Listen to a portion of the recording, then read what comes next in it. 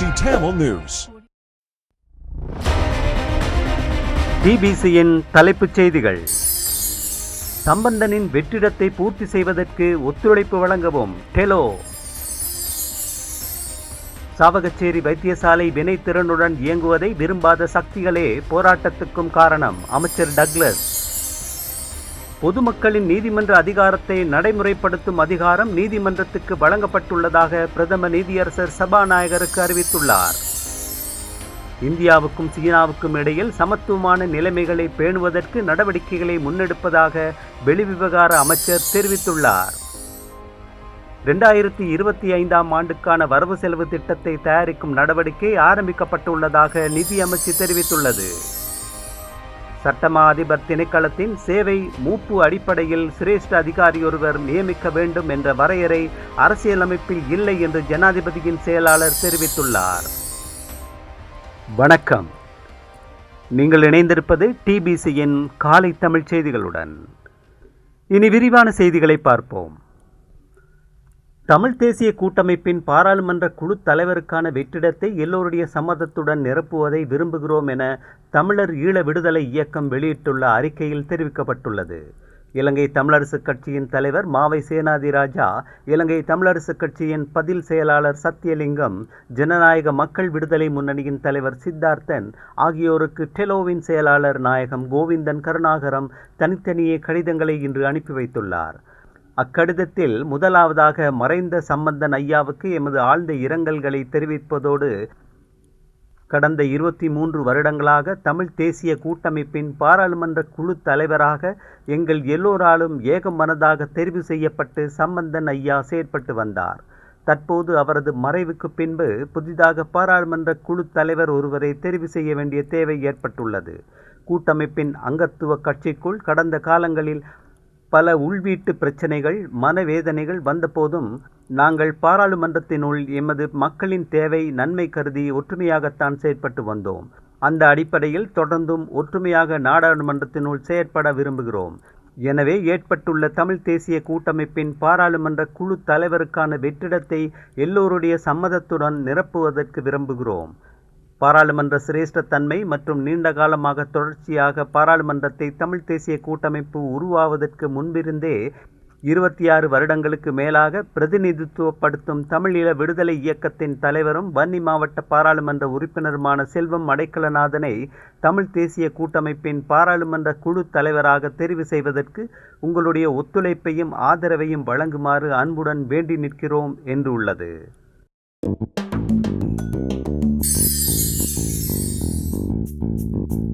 பாராளுமன்ற உறுப்பினர்களின் சில உரிமைகள் மற்றும் அதிகாரங்கள் தவிர்ந்த ஏனைய அனைத்து விடயங்கள் தொடர்பிலும் பொதுமக்களின் நீதிமன்ற அதிகாரத்தை நடைமுறைப்படுத்தும் அதிகாரம் நீதிமன்றத்துக்கு வழங்கப்பட்டுள்ளதாக பிரதம நீதியரசர் ஜயந்த ஜெயசூரிய சபாநாயகருக்கு அறிவித்துள்ளார். நீதிமன்றத்தின் ஒரு சில நடவடிக்கைகளால் தமது பாராளுமன்ற சிறப்புரிமை மீறப்பட்டுள்ளதாக பாராளுமன்றத்திலும் சபாநாயகருக்கு கடிதம் அனுப்பியும் அமைச்சர் விஜயதாச ராஜபக்ச சுட்டிக்காட்டியுள்ள விடயங்கள் தொடர்பிலேயே பிரதம நீதியரசர் இதனை அறிவித்துள்ளார்.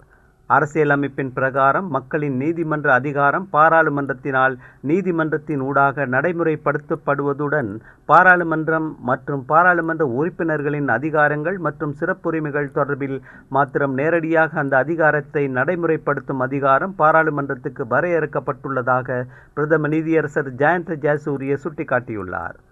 மக்களின் நீதிமன்ற அதிகாரத்தை உரிய முறையில் நடைமுறைப்படுத்துவதற்காக நீதிமன்றத்தின் சுயாதீனத்தன்மையை உறுதிப்படுத்தி நடவடிக்கை மேற்கொள்ள வேண்டியது அனைத்து தரப்பினரதும் பொறுப்பாகும் என சபாநாயகருக்கு அவர் அனுப்பியுள்ள கடிதத்தில் சுட்டிக்காட்டப்பட்டுள்ளது. குறித்த கடிதத்தில் நீதிமன்றத்தின் சுயாதீனத்தன்மை இலங்கை மக்களது எதிர்கால சந்ததியினரதும் அனைத்து உலகவாழ் மக்களினதும் கௌரவம் மற்றும் சுபீட்சத்தை உறுதிப்படுத்தும் உரிமை என்பதை ஏற்றுக்கொண்டு அதனை அனைத்து மக்களுக்கும் உறுதிப்படுத்தும் ஜனநாயக சோசலிச குடியரசாக இலங்கையை மாற்றுவதற்கு கௌரவத்துடன் உறுதி பூணுவதாக அரசியலமைப்பில் குறிப்பிடப்பட்டுள்ளது. பாராளுமன்றம் மற்றும் நீதிமன்றத்தின் நடவடிக்கைகள் தொடர்பில் ஒருவருக்கொருவர் கொண்டுள்ள கௌரவம் மக்களின் நலனையும் சட்டவாட்சியையும் பாதுகாப்பதற்கு தேவைப்படும் ஒரு அங்கம். கடந்த ஜூன் மாதம் 19ஆம் தேதி பாராளுமன்றத்தில் உரையாற்றிய நீதி அமைச்சர் விஜயதாச ராஜபக்ஷ நீதிமன்றத்துடன் தொடர்புடைய சில விடயங்களை சுட்டிக்காட்டினார். பிரதம நீதியரசர் தவிர்ந்த உயர் நீதிமன்ற நீதியரசர்களை நியமிப்பது தொடர்பில் உயர் நீதிமன்றம் வழங்கியுள்ள இடைக்கால உத்தரவு அரசியலமைப்பின் ஒரு அங்கம். ஸ்ரீலங்கா சுதந்திர கட்சி தொடர்பில் கொழும்பு மாவட்ட நீதிமன்றம் வழங்கிய இடைக்கால உத்தரவு தொடர்பாகவும் அவர் கருத்து தெரிவித்ததுடன் சில நீதிமன்றங்களின் சம்பவங்கள் தொடர்பாகவும் விடயங்களை முன்வைத்தார். நீதி சேவைகள் ஆணைக்குழுவின் தற்போதைய செயலாளரது நடவடிக்கைகளையும் நீதியமைச்சர் பாராளுமன்றத்தில் கடுமையாக விமர்சித்திருந்தார். நீதியமைச்சின் இந்த கருத்துக்கள் தொடர்பில் மாவட்ட நீதிபதிகள் மற்றும் நீதிவான்களின் தொழில்சார் அமைப்பான நீதி சேவைகள் சங்கம் கடந்த ஜூன் மாதம் 24ஆம் தேதி அறிக்கையொன்றின் ஊடாக பதிலளித்தது. நீதிமன்ற கட்டமைப்பு தொடர்பில் விமர்சிக்கும் வகையில் முன்வைக்கப்பட்ட ஆதாரமற்ற கருத்துக்கள் தொடர்பில் தமது சங்கம் கவனம் செலுத்தியுள்ளதாக அதில் குறிப்பிடப்பட்டிருந்தது. பக்கச்சார்பற்ற நீதிபதிகளுக்கு அபகீர்த்தியை உண்டு பண்ணுவதற்காக நிலையான திட்டம் ஒன்று படிப்படியாக கட்டவிழ்த்து விடப்பட்டுள்ளதாக அந்த அறிக்கையில் சுட்டிக்காட்டப்பட்டிருந்தது. இதனையடுத்து நீதி சேவைகள் ஆணைக்குழுவின் கடிதத்தால் தமது சிறப்புரிமைகள் மீறப்பட்டுள்ளதாக கடந்த ஜூன் மாதம் 25ஆம் தேதி நீதி அமைச்சின் விஜயதாச ராஜபக்ச சபாநாயகருக்கு கடிதம் ஒன்றின் ஊடாக அறிவித்திருந்தமை குறிப்பிடத்தக்கது.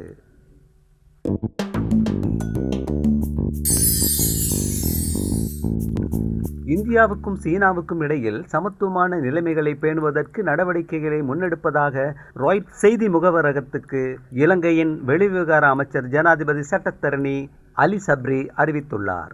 சீனாவின் ஆராய்ச்சி கப்பல்கள் இலங்கையின் துறைமுகங்களில் தரித்து நிற்பது குறித்து கடந்த சில வருடங்களில் கரிசனை வெளியிட்டுள்ள புதுடில்லி தனது கடற்பகுதிக்கு அருகில் சீன கப்பல்கள் தரித்து நிற்பதன் நோக்கம் மற்றும் அதன் திறமைகள் குறித்து கரிசனை கொண்டுள்ளதாகவும் அவர் தெரிவித்துள்ளார். இதனைத் தொடர்ந்து தமது துறைமுகங்களில் வெளிநாட்டு ஆராய்ச்சி கப்பல்கள் தரித்து நிற்பதற்கு அனுமதி வழங்குவதை நிறுத்தியுள்ளது.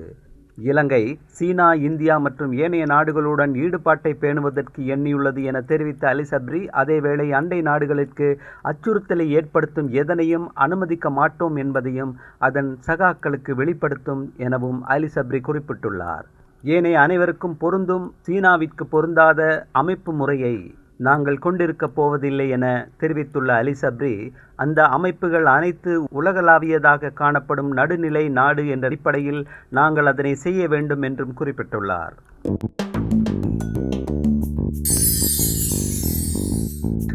2025ஆம் ஆண்டுக்கான வரவு செலவு திட்ட யோசனையை தயாரிக்கும் நடவடிக்கை விரைவில் ஆரம்பிக்கப்படவுள்ளதாக நிதி அமைச்சு தெரிவித்துள்ளது. இதற்காக அரசு நிறுவனங்களின் வரவு செலவு அறிக்கையை கோர நடவடிக்கை எடுக்கப்படவுள்ளதாக அமைச்சின் சிரேஷ்ட பேச்சாளர் ஒருவர் குறிப்பிட்டார். அதற்கமைய மதிப்பீட்டு அறிக்கைகளை கோரும் நடவடிக்கைகளும் அதே சந்தர்ப்பத்தில் முன்னெடுக்கப்படும் என நிதியமைச்சு குறிப்பிட்டுள்ளது.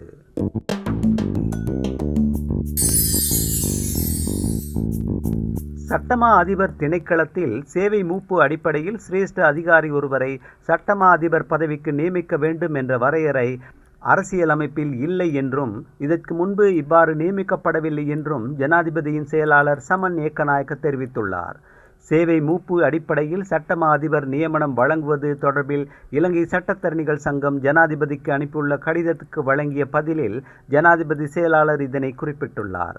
சட்டமா அதிபர் பதவிக்கு வேறு தகுதியுள்ள நபர்கள் இருக்கும்போது ஒருவருக்கு ஆதரவாக மாத்திரம் சட்டத்தரணிகள் சங்கம் செயற்படக்கூடாது எனவும் ஜனாதிபதி செயலாளர் மேலும் சுட்டிக்காட்டியுள்ளார்.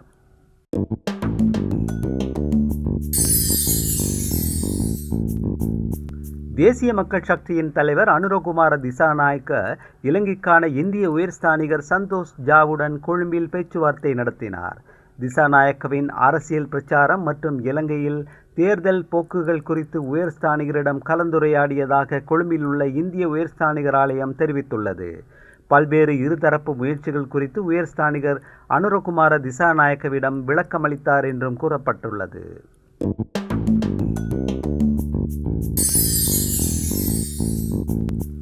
சாவகச்சேரி ஆதார வைத்தியசாலை வினைத்திறனுடன் இயங்குவதை விரும்பாத சக்திகளே கடந்த சில தினங்களாக அங்கு நிலவிய அசாதாரண சூழலுக்கும் மக்கள் போராட்டத்துக்கும் காரணம் என்று அமைச்சர் டக்ளஸ் தேவானந்தா அமைச்சரவையில் சுட்டிக்காட்டியுள்ளார்.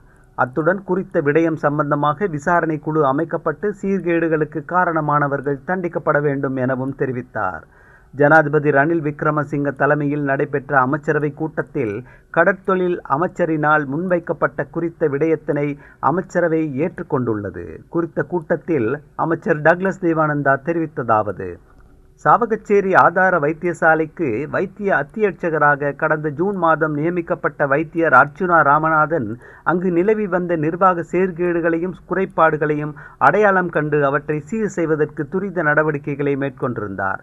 அதன் அடிப்படையில் பெண் நோயியல் பிரிவு, சத்திர சிகிச்சை பிரிவு, ICU பிரிவு ஆகியவற்றை செயற்படுத்துவதற்காக அமைக்கப்பட்ட 3 மாடி கட்டடம் கடந்த 14 வருடங்களாக பயன்படுத்தப்படாமல் இருந்ததுடன் நன்கொடையாளரினால் வழங்கப்பட்ட 20 மில்லியன் ரூபாய் பெறுமதியான சத்திர சிகிச்சை உபகரணங்களும் பயன்படுத்தப்படாமல் இருந்த நிலையில் அவற்றை செயற்படுத்துவதற்கான முயற்சிகளை மேற்கொண்ட வைத்திய அத்தியட்சகர் முதற்கட்டமாக ICU மற்றும் மகப்பேற்று பிரிவு ஆகியவற்றை செயற்படுத்தியுள்ளார் என்றும் அமைச்சர் டக்ளஸ் குறிப்பிட்டுள்ளார்.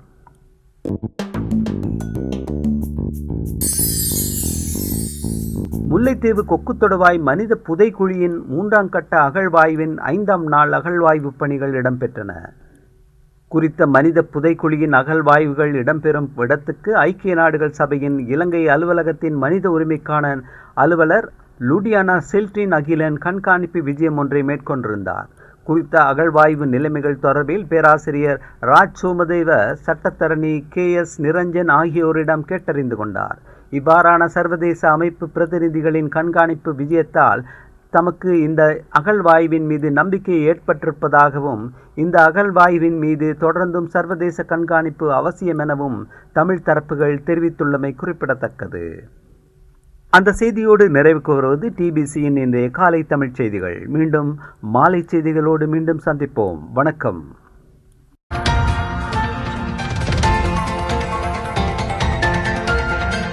TBC Tamil News.